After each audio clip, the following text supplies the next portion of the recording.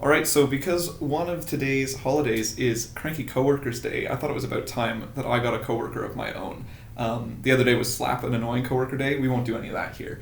But seeing as the only other person that I've mentioned on this podcast, rather than about half a dozen celebrities daily, is Peter, the man, the myth, the legend who wrote the theme song. I have him here. Say hello, Peter. Hello, everyone. It's happy to be here. Really glad to be part of this. So there's two of us today for the first time in National Holiday Podcast history. I'm Noah, and Peter's Peter, as mentioned. I'm actually a cranky coworker. I'm not just any coworker. I'm the crankiest. Wait, it's Cranky Co-workers Day, so that mean that I'm cranky also. Oh, we're both cranky. We haven't had dinner yet, I suppose. That's why. Yeah. Housemate's making that. We'll deal with that. I realized that because we're both here, we could just do the theme song live. Yeah, I mean, if I get the keyboard in here, yeah. If we remember to do that, we'll add the theme song here. And now we're back from the theme song. Let's see if we actually added anything in post. Alright, so usually here, Peter's new to this. I think you've listened to at least one of the podcasts. I have. And so basically, I usually read through this first kind of paragraph on each of the pages, and then we'll scroll down and either give some of these little timeline notes or activities and fun facts about it, and we just kind of jump through all the different ones that we got here. We got a total of 7 holidays today, and then we do some birthdays and some random Wikipedia facts, which will be pulled up over here. But yeah, so why don't you take the time to read Cranky Coworkers Day paragraph. Beautiful. So we all have that cranky coworker in the office who's always in a bad mood. Always. Very bad mood. So today, we're going to take today, October 27th. It is Wednesday, my dudes. Oh, it is. As the day to make some fun of these said coworkers' attitudes by celebrating Cranky Coworkers Day. And we'll join them, we can be cranky coworkers as well today. I actually don't think I'll put myself in that category. I've had a really good day at work today so far. So no need to spoil the end of day vibes with some crankiness. I could have been a cranky coworker because my car has basically been kaput, but my supervisor was just like, just take the day, grab your car, pick it up, and then just kind of work from home. So I was like, okay, that's nice, we'll do that. So if it wasn't for a generous supervisor, you could have been a cranky coworker. Very cranky coworker. Oh boy. Yeah. I guess because we've kind of broken from this, we can just leave the rest of the paragraph. Sometimes I just kind of pick and choose what I say as well. I don't know. It's quite nonsensical and nothing is really planned. There's no solid script except for the scripts that these websites have written for me. So we're going to take these one by one. Yep. Let's go for it. 2000's Wellcat holidays. Thomas and Ruth Roy create the Wellcat holidays as a way of celebrating quirky holidays all year round. Whoa, that's like what we do. Yeah. That's all the holidays. Shout out to Thomas and Ruth. Yeah. Also in 2003, research shows that crankiness is bad for your health. And you know what, Noah, you and I, we know a little bit more about this because our good friend Simon is taking a look at cortisol and seeing how we can better measure cortisol as part of his 4th-year design project for nanotechnology engineering at the University. I thought you were just going to say that we know more because we have to deal with Simon and he's cranky. No, we have a great friend who's working very hard on this, and really excited to see where it goes. Can you explain what that is, though? Yeah, so his project is looking at how to measure cortisol in a more frequent and non-invasive manner. And cortisol, we all know, is the stress hormone. And so cortisol also has an impact on your lifespan. Like sustained levels of high cortisol, through high stress situations can directly have a negative impact on your lifespan. So this sort of research that his project is doing, Simon's project group is doing, is very interesting, and it goes right in hand with what we're talking about here today. There we go. Sometimes I also I like to pretend that when I get people on here, they're going to be experts on the stuff that we're talking about. So I'll take this because you've given more insight onto this than I could or this website could. Also, generally, then if I am spending a noticeably long time on a page, then I just kind of move along. Let your cranky coworkers be. I don't know. I feel like if I'm cranky, I want somebody to ask me what's up and kind of help me through that. Unless they're the person who's making me cranky. then that's a problem. Well, it depends to what extent you're a person who, wants to support others, right? Because at a certain point, you can only support so many people, right? And there's a certain amount of energy that you need just to support yourself, right? Emotionally, mentally speaking, right? So if you have that capacity and you have that time in your workday, then go ahead. But I definitely understand having those boundaries, right?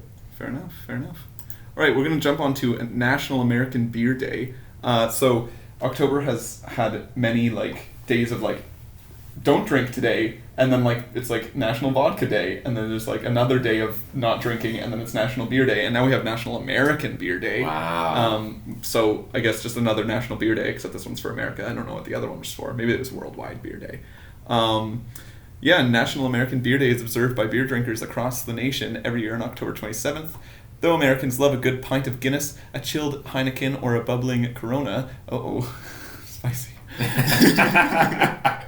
They'll set aside imports of all kinds on National American Beer Day to instead celebrate distinctly domestic lagers and ales brewed across the country. What's your favorite American beer? Oh, Lord have mercy. I don't know how I feel about American beers, to be honest with you. The classic piss water of the beer selection. I'm guessing this is going to talk about, there we go, Prohibition, 1919. There we go. The passage of the 18th Amendment to the Constitution puts the business of breweries everywhere in jeopardy. Oh, no. And there's nothing here that says that they solved that. So I guess they're still in Prohibition in the States. Oh, obviously, yeah. They haven't had alcohol there forever. No. Until they're 21, I guess. Oh, yeah. Yeah, Prohibition ended fairly quickly. Prohibition was really interesting. Basically, it was actually a great display of speaking truth to power. So a lot of conservative women across the nation, they saw what toll the drink was having on their husbands, so they banded together and started rallies all over the U.S. and got Prohibition into effect. Yeah, that's how it worked. Oh, interesting. And then eventually, enforcing Prohibition was just a Herculean task, especially in that time period. Right. And also crime syndicates started developing. For example, our famous Al Capone. So it was eventually repealed. Oh. Yeah. Man, I need to get you on here more often. You know way more than National Black Cat Day. Do you know anything about black cats? Not aside from the colloquial saying of, a black cat crosses your path. I don't know what happens after that, but I think it's just bad luck. Yeah. They need a little positive PR, as the reputation as an omen of bad luck is well known and unearned, frankly, apparently. In the lead up to Halloween, National Black Cat Day provides the chance for feline fans to show off their love for the oft maligned, quite the term there, but always iconic animal. There was actually a Black Dog Day earlier this month. No too. way. That was just apparently not as many black dogs will get taken from shelters as other species of dog because people think bad stuff about black dogs too. Oh no. Which then I mentioned black cats because I was like, I thought it was just a cat thing, not a dog thing, but here we go. Now we have National Black Cat Day. Is there a National Black Sabbath Day? My family actually had a black cat for a little bit. It came home with one of our neighbors who works at some factory where there's just always stray cats around there. So we had just a black cat living out of our garage for a bit, and then on Halloween it disappeared. What? Yeah.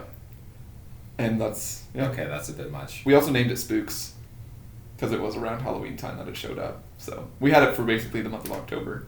Bought a big bag of cat food for it too, and it just disappeared, and we were stuck with a bag of cat food. So that was your breakfast for the next little bit? Yeah, we had to finish that off. My mom was like, you guys bought this cat food, you gotta eat it. So nice milk to go with that. Here we go, you want to read this? Yeah. In 1232, a bad rap, this 13th century Latin church document is where Pope Gregory IX first suggested that black cats were associated with Satan. In 1843, Edgar Allan Poe, didn't you just mention him? No. Oh, you said Al Capone. Yeah. My brain was like, oh my goodness, wow, just shut up. No, Al Capone and Allan Poe. Yeah. Got it. Poe published the story The Black Cat in 1843 about a murderer carefully concealing a crime but eventually breaking down and revealing himself because of a nagging reminder of his guilt. Wow. In 1880, since the 1880s, the color black has been associated with anarchism. and the black cat, an alert fighting stance, was later adopted as an anarchist symbol. What do you know? In 2016, the black cat Gladstone achieves the position of chief mouser to the Treasury of the United Kingdom. I guess eating all the mice. Getting rid of them. Oh, I guess so. Chief mouser. Yeah, you don't want mice running all over your gold bars. Yeah, they'll eat them because they'll think it's cheese. Oh, somehow. Yeah, that's interesting. Can mice eat gold? I don't think that's true. I mean, gold is pretty soft. Oh yeah, you're right. That'd be wild. Can you imagine if mice got into your bank vault and just started eating your gold bars? If you had just like paper bills in there, they'd definitely just take through that. Oh my goodness. That'd be gone. Yeah, that'd be a real tragedy. Plus, I mean, even if they don't eat the gold, if they're like still in your bank vault and just pooping everywhere and just living it up in there, Yeah, probably that's not that not great fun either. either. No. Moving on to Lung Health Day. Celebrated Healthy Lung Month is apparently this whole month. As easy as breathing is a phrase that exemplifies the effortless way in which humans and all other species on planet Earth take in one breath after the other. Yes, plants famously take one whole breath in. I guess they do kind of breathe, right? But they're just like taking in carbon dioxide instead. I don't know how they do it. I wouldn't refer to what they do as breathing, though. I don't know what it's called, aspiration, respiration. I don't know which one refers to plants. But you can definitely smell when you go into a forest the trees breathing. Just like you're standing next to a tree and all, you just that's on your nape. It's actually an ant. Oh my goodness, trees are alive. Also, I'm curious if mushrooms, what they do, because that's another kingdom as well. That's a great question. Polio patient saved with iron lung, 1929. Peter Bent Brigham Hospital, located in Boston, records the first ever polio patient who is saved using the drinker respirator or iron lung. Do you want to read the next point? So, well, an iron lung is basically Oh, like it saturates your body with oxygen in a way. Okay.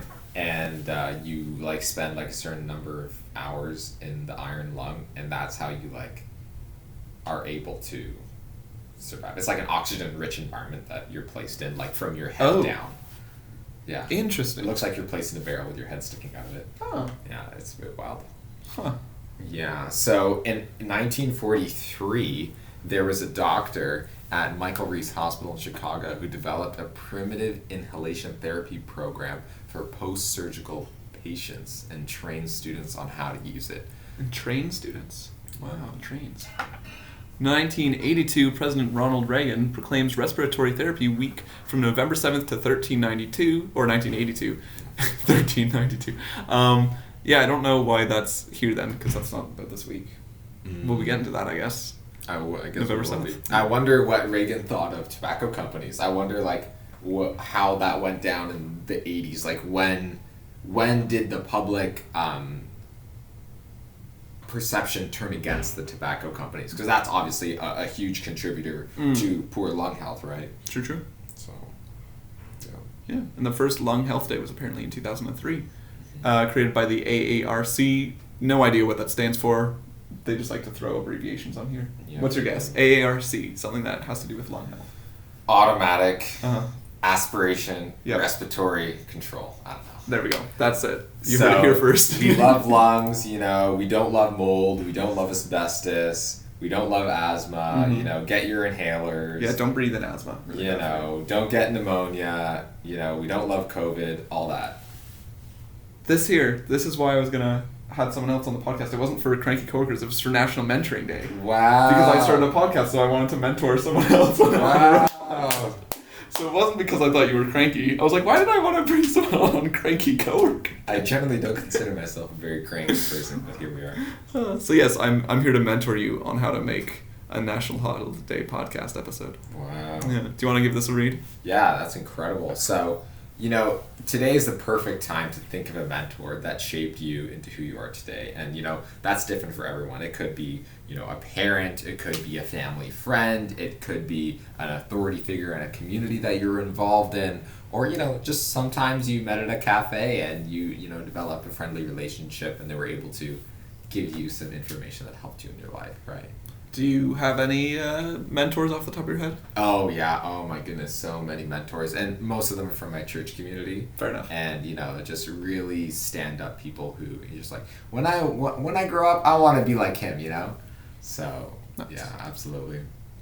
Ooh, apparently you should send a thank you note to them.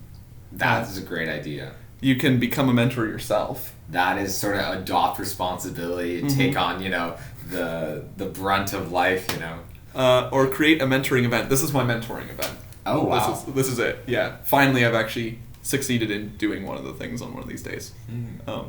This is the event that I've created. But yeah, those are ways that you can share in the activities of mentoring. Apparently, 70% of mentored small businesses only survive for 5 years or more. What? Only survive for 5 years or more?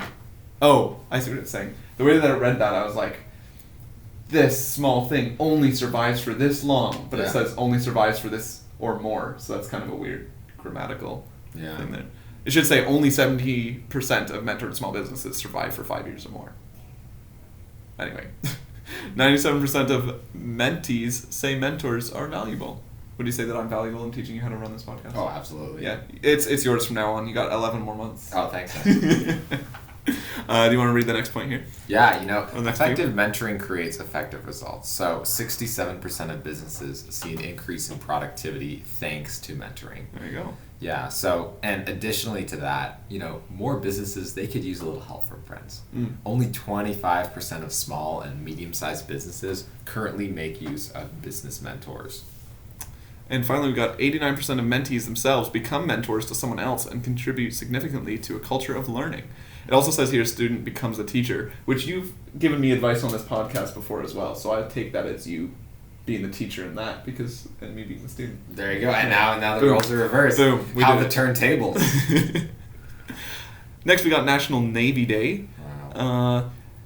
Maybe unofficial at headquarters, but it remains relevant to loyal Navy supporters who enthusiastically celebrate the day year after year. Navy Day appears on the calendar exactly 2 weeks after the United States Navy celebrates its official observed birthday on October 13th. I don't know if we had that one or not on here. With 2 days hailing the men and women of the U.S. Navy, the month of October is a big deal for members of the armed forces who serve in the naval warfare branch of the U.S. military.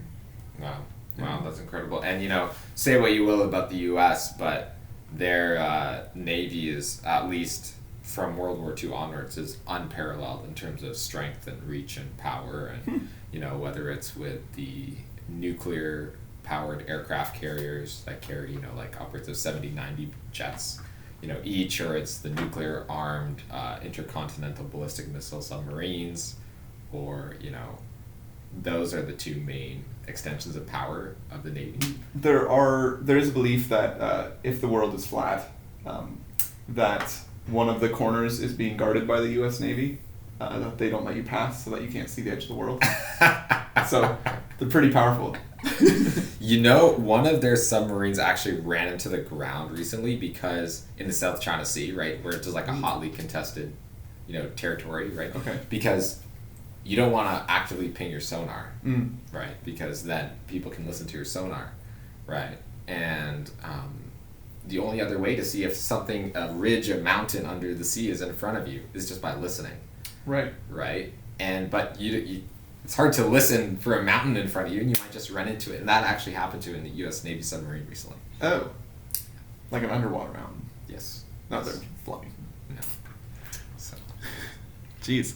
I imagine not anyone was okay after that. I think they made it back to port. Oh, there we go. Yeah. Oh, okay. I thought it was more of like they were No, stuck underwater. they survived. Okay, that's good. Yeah. 1775, the Continental Navy was formed that day, or that year, October 13th. Wow. Yep. Part of the revolution. Mm-hmm. And then the first Navy Day is celebrated on October 27th and founded by the Navy League of the United States in 1922. 1949, the Navy Day is officially celebrated on October 27th for the last time. As it was replaced by the Armed Forces Day. Oh, there we go. And then in 1970, the U.S. Navy birthday is officially changed, as it was changed from the 27th to the 13th of October in order to commemorate the formation of the Continental Navy back in 1775. So now we have 2 days. And there was a third one at one point that got replaced, and then one got moved. So, interesting. There you go. Finally, we got World Day for Audiovisual Heritage. Well, there's technically some audio here. Break out your old cassette tapes. Woo. Break out your old VHSs. This is World Day for Audiovisual Heritage. reminds us of the importance of archiving and preserving audiovisual sources, also known as AV in short. Audiovisual items can be anything from a short clip or a documentary to speeches or music. Oh, this can count as something like that. Mm-hmm. Yeah. The visual is just, oh yeah, here, look.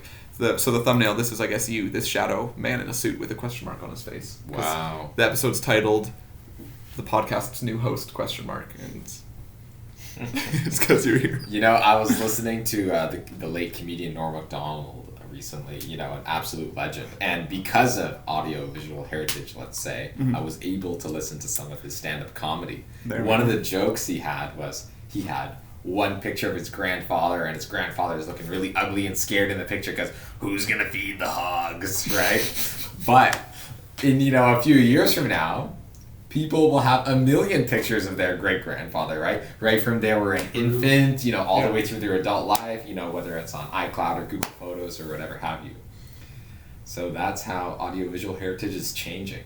Yeah. I've seen things where, like, they kind of animate photos of, like, people's late husbands and wives, and they can, like, see, like, it kind of, like, looks like it's a 3D model of them from a photo. Yeah. So that's they can also reconstruct, you know, like, they can make a picture of, let's say, someone from their skeletal remains, right, of, like, thousands of years ago, right? So they can say, oh, this man who we discovered in the cave, you know, of X thousand years ago looks like this, or, you know, like this apostle of Jesus looked like this based on the skeletal remains or whatever, right? Yeah, but there'd be some things that you wouldn't be able to tell. Like, they could have a million ears, and we just wouldn't know because there's no bones. So, who knows? It's like how people with the dinosaurs, like, they probably actually had feathers, and, like, there's... What is it? No, elephant trunks definitely have bones in them, right? So elephant tusks are... It's keratin. It's like the same thing as your fingernails. Right, so... Do those stay? Do those fossilize? Wait, aren't they tusks? I think so. Tusks are ivory, aren't they? Yeah. Wait, so are nails ivory? Maybe. Ooh, start selling your nails. But yeah, so like there's certain features that animals have that we can't really project, I guess. I guess like, yeah, I think certain stuff definitely with ears and things like that, where like, so who knows what dinosaur ears really look like. We kind of have an assumption based on the fact that they're somewhat reptilian or somewhat bird-like, that they probably just had like little divots and not big floppy ears, but we can't know that for African sure. elephant. All right, we're gonna go on to some celebrity birthdays now. Oh, baby. So the ages are here. Wow. And yeah, so first up we got Lonzo Ball. Very fitting name, as he's an American professional basketball player, and he's turning 24. What does it say that he plays for? Chicago Bulls, National Basketball Association. There we go. And he is point guard. Oh, just like Trey. Do you know Vines? I do not. My name's Trey. I have a basketball game tomorrow. I'm point guard. No. So this is looking. Someone else that I've had on here was a point guard, and so I think actually 2 people so far, so I've made that joke every single time that it shows up. We also got Missy Landing, who's a YouTuber turning 32. Do you want to read off these video titles here, her most recent videos, which are from last year actually? Wow. Tell me your thoughts on these video names. So I see a video here, cooking with her mom. I see that the thumbnail is trying to be as clickbaity as possible, so I can get an understanding of what her channel's like. I see another one here, we're having a baby. And then the final here, telling my dad my secrets. Look how angry the dad looks. Yeah, I mean, this looks like very influencer material. I don't know how content heavy or content quality these videos are. Her real name is Melissa. There we go, shortened to Missy Landing. Known for she and her husband's YouTube channel, Daily Bumps.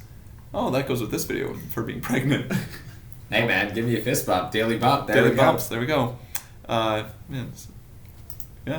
Charlie Lenehan, musical artist, turning 23. Oh, congratulations. Happy birthday, Oh, Charlie. yeah. He's written songs like Hopeful, Waiting for the Sun, and Keep Smiling. Have you ever heard of this singer before? I've never heard this singer. Neither have I. So far, 0 for 3 of these people. Do you know who Lonzo Ball is? Do you follow basketball? I do not follow basketball. All right, we're going to move on then to Samantha Logan, American actress, turning 25. She was in 13 Reasons Why. Okay, I've heard of that. Didn't watch it. She's also in Polaroid. That might have been a horror movie. I know there's one. Tell you. There's a horror movie where they like take like anytime that you take a picture, then the creature's there in the photos. It's a very poor quality horror movie. That might be this That's one, incredible. or this could be something completely different. The Empty Man, that also sounds like a horror movie, and All American. Oh, there we go. And yeah, she has an Instagram. That's all Google says. Samantha. Oh, we also got Theodore Roosevelt. Oh, this is the Chad of the Chads, the Sigma of the Sigmas, the Giga Chad of legends, Theo Teddy Roosevelt. This guy, he had a pet bear, right? Well, they named teddy bears after him. Or Right. someone made a stuffed bear. They either gave it to him or something. There was a teddy bear day a few weeks ago. Right. So this is actually now his second mention of the podcast. And did he not also establish lots of national parks, or like the national park sort of agency like Yosemite Park? And Perhaps. what a legend. We can do some Googling. Oh, and he was also the 26th U.S. president there. Let's mention that. That's important to note. What do we got here? He attended Harvard. He was a lifelong naturalist avocation. There you go. That's it. That's it. Right. He had a book, The Naval War of 1812. Oh, wow. He was homeschooled and went to Harvard. Look at him go. Rep homeschooling. And, yeah. Championed his square deal domestic policies, promising his average citizen families breaking of trusts, regulation of railroads, pure food and drugs. Ah, yes. Pure Wow. food and drugs. I didn't read the beginning of that sentence, so I kind of missed what's actually going on. Oh, it was the leader of progressive movements, including train tracks, food, and drugs. There we go. He began the construction of the Panama Canal. Wow. What did this guy not do? It was his hands, too, just working hard every day. Yeah, he actually dug the whole Panama Canal in 3 days. Without even a shovel, just a little trowel. Oh, yeah. Yeah. Theodore Roosevelt. I wish I could have a mustache like him one day. Oh, and a monocle. Oh, wait. Oh, No, wait. Those are glasses, but what's this going behind in the photo?